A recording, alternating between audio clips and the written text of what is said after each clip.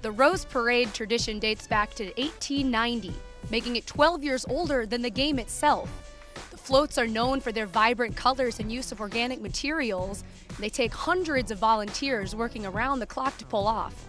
This week, we paid a visit to one of the warehouses where these enormous creations are brought to life. If you'd been here in February, you would have just seen axles and T-iron out on the ground. It takes about 2 months to do the sub part of the float. Once the engine is put together, once the iron rod is put together and all the parts, we have welders that come in to do all of the meticulous rod work. And they are true artists. If you look as you look, everything that's supposed to be an animal looks like an animal. They do that. Once that's done, we screen it with regular screen for a window. Once that process is done, we spray it with a machine called cocooning, and that fills in the little holes. Once that's done, we get to paint it. And it's kind of like a paint by numbers. We paint for colors, and when that is done, I sit down and we figure out what flowers are going where and what seeds and how we're going to put it all together. While planning for each parade begins 2 weeks after the last one, the decorating doesn't start until the day after Christmas. We started on the 26th. There was not one thing except dust on this float the morning of the 26th. To finish these enormous floats by New Year's Day, the float builders rely on the efforts of over 600 volunteers. This is the Miracle Grow float, so we have volunteers from Miracle Grow, we have volunteers from Girl Scouts, Boy Scouts, schools that come in for service hours and all that kind of stuff. People that just have been doing it over and over again for years and years come over and they do it too.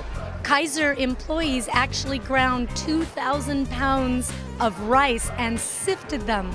I had 2-year-olds sifting for the float. They came in and spent the day with us and did all the sifting to get it ready for this.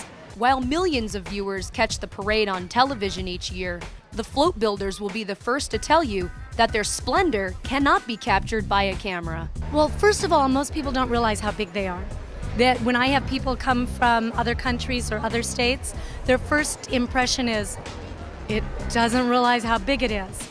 And then the colors and the smell of the coconut.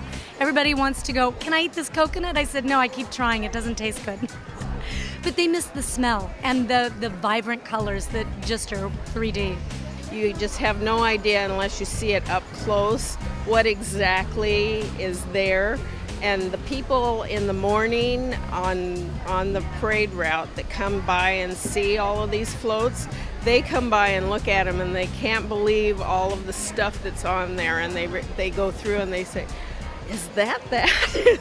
What is that? Once they've come out the first time, they will want to come back and see it again. This is my 28th year, and I'm still just amazed at how much enjoyment people get out of it. They'll just go, oh, it's so beautiful, and I'm thinking, wow, I'm so tired of it.